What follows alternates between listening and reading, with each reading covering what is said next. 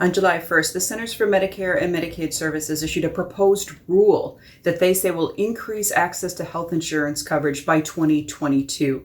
The title is long. It's called the Patient Protection and Affordable Care Act, Updating Payment Parameters, Section 1332 Waiver Implementing Regulations, and Improving Health Insurance Markets for 2022 and Beyond, Proposed Rule. And there are hints in the title of what is all included.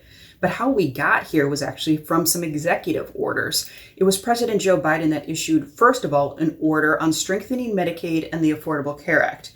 It was an order to protect and strengthen the Affordable Care Act and make high-quality health insurance accessible and affordable to everyone. The second order was on advancing racial equity and support for underserved communities through the federal government. This was an order to advance equity for all, including people of color and others who had been historically underserved, marginalized, or adversely affected by poverty. And in its declaration of the proposed rule, the Centers for Medicare and Medicaid Services noted that half of the 30 million uninsured Americans were people of color. CMS describes how historically underserved groups face greater barriers to accessing and using health insurance. CMS says they are proposing this series of provisions to follow through on President Biden's commitment to build on the Affordable Care Act, expand health coverage access, and also advance health equity.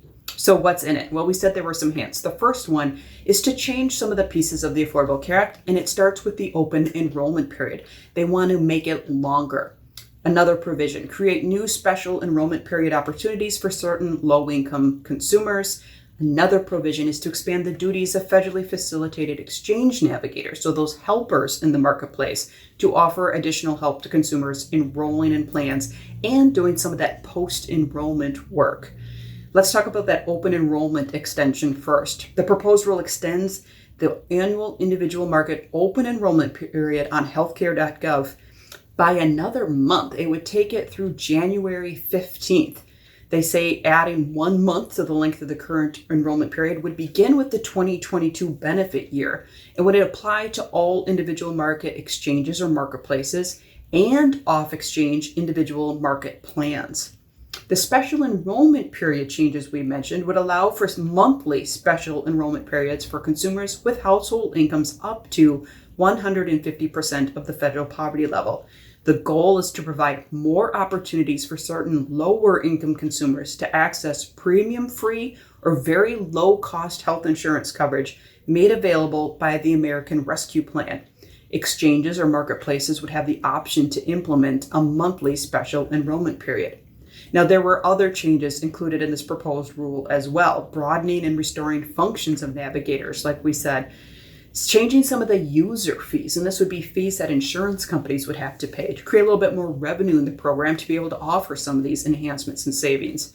Make changes to some of the Section 1332 state innovation waivers.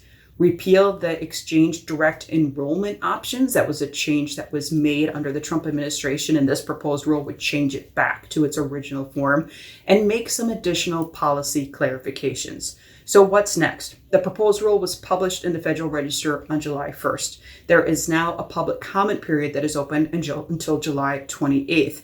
Individuals can submit comments electronically or by the U.S. mail, and in the description below, we give you instructions if you want to weigh in on some of these proposed changes.